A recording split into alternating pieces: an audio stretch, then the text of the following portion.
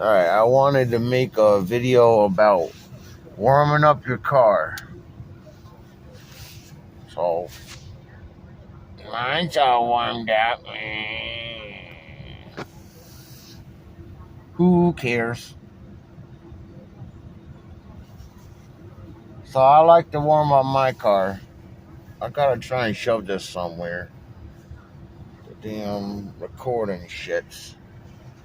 What if I try this? I don't know if this is gonna work. Probably not. Let me see. What if I flip it sideways? Whoa. Whoa. Whoa, whoa, whoa. I don't know if that's catching me.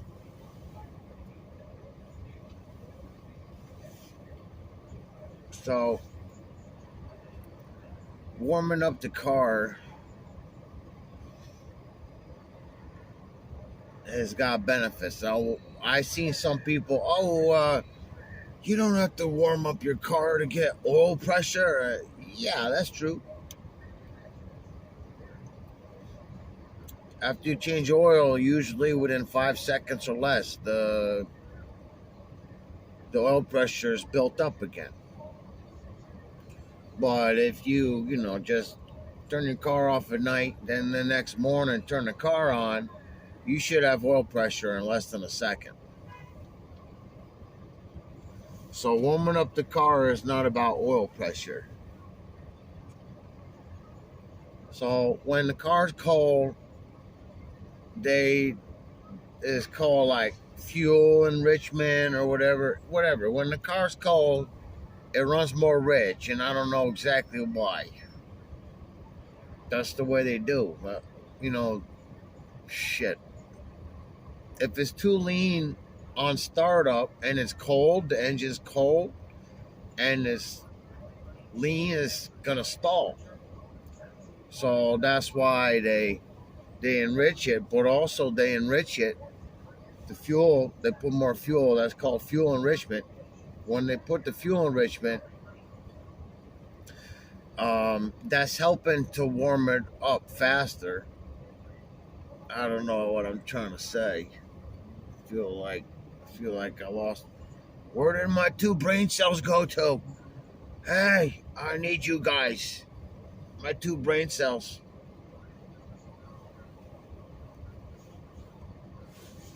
So,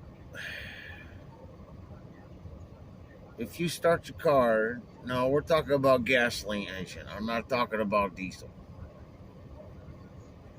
I'm not smart enough about diesel.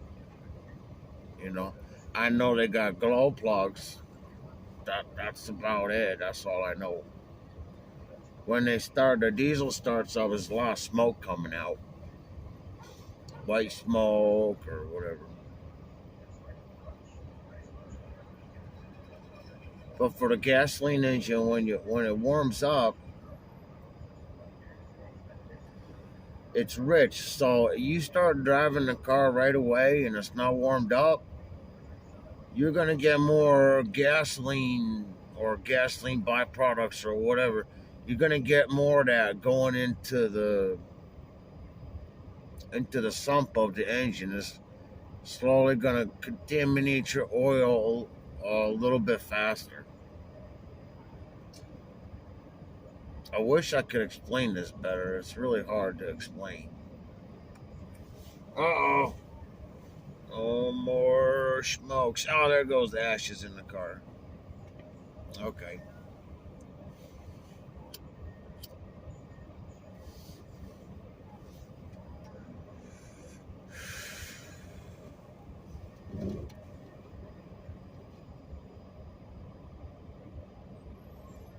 I don't know.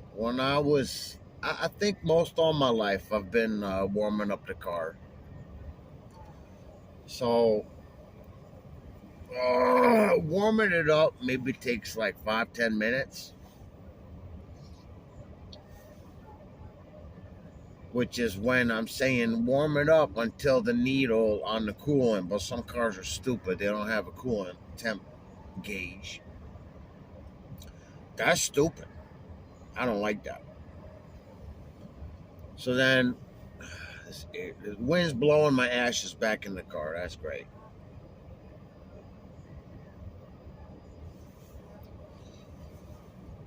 What was I talking about again? What happens is then the coolant temperature starts to rise, from whatever the heck it was. If it's 32 degrees out, the ambient temperature of the weather of the air is 32 degrees, then your coolant's probably going to be 32 degrees. Basically, after enough time, the car's sitting, whole engine is going to be 32 degrees. So once it starts warming up, the idle is coming down more. But when it's cold, they allow the engine to idle higher. Like instead of 700, which is a closed loop, it idles at perhaps 1,000 or a little bit above, and it slowly comes down, and your temperature gauge goes up. Then your temperature gauge is in the middle. Sometimes it'll have numbers on it, sometimes it won't. On the coolant temp gauge, so usually when the gauge, it's not always, when the gauge is in the middle, then it's up to temperature.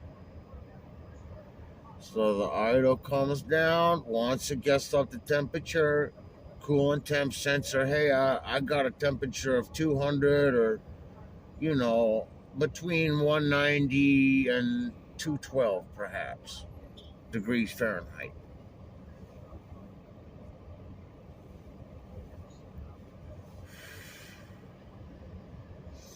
Then the idle is going to keep coming down. Once it reaches a certain point, but that's per the manufacturer or what the engine computer is programmed for. Once it gets high enough in the temperature of the engine, of the coolant,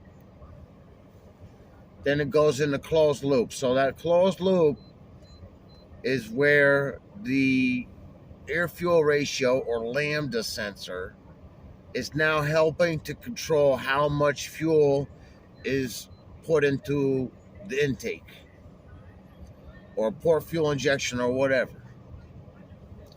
So now the lambda sensor is working. You've got closed loop. You're ready to go down the road. I guess if you just start driving it and it's cold still, you're gonna end up wasting fuel, and it's gonna contaminate the sump, and it's not gonna want to run. The oil, that's another thing. The motor oil works best when the engine is up to temperature. Okay, then they're like, oh, what about the cold start? And then I'm scared I'm gonna get too much wear in my engine. Well, as long as you start the vehicle fairly regular, like every day, if you store the vehicle, then yeah, the oil's going to come down off the surfaces. But about this, what you call it, I don't know what I'm trying to say. I'm jumping like too many different subjects.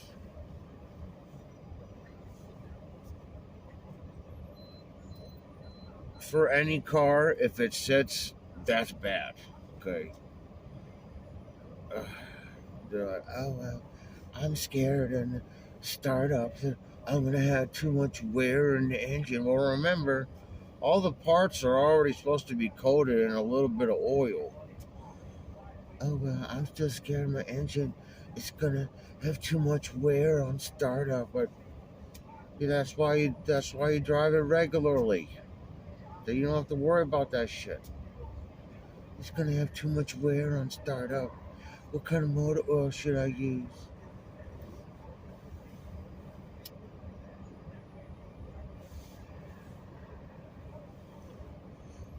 But anyways, I've driven a car when it's still cold. It doesn't drive very good. Once it's up to temperature, yeah, it's going to start driving better. I don't know. You guys explain it. You guys figure it out.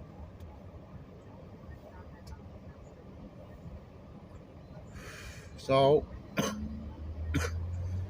I am an advocate for starting the engine, let it warm up. You don't have to. But then the guy's like, oh, the engine's cold, and if I started it, am I going to still have oil pressure? Yes, you're going to have oil pressure.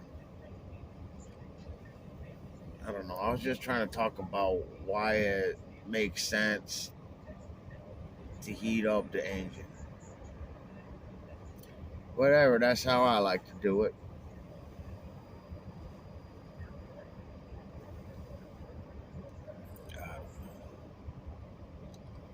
This movie film is a total bust. Where's Borat when you need him? Very nice, I like. Alright, hopefully this shit turned out. This was not a very good movie. So don't watch it anymore.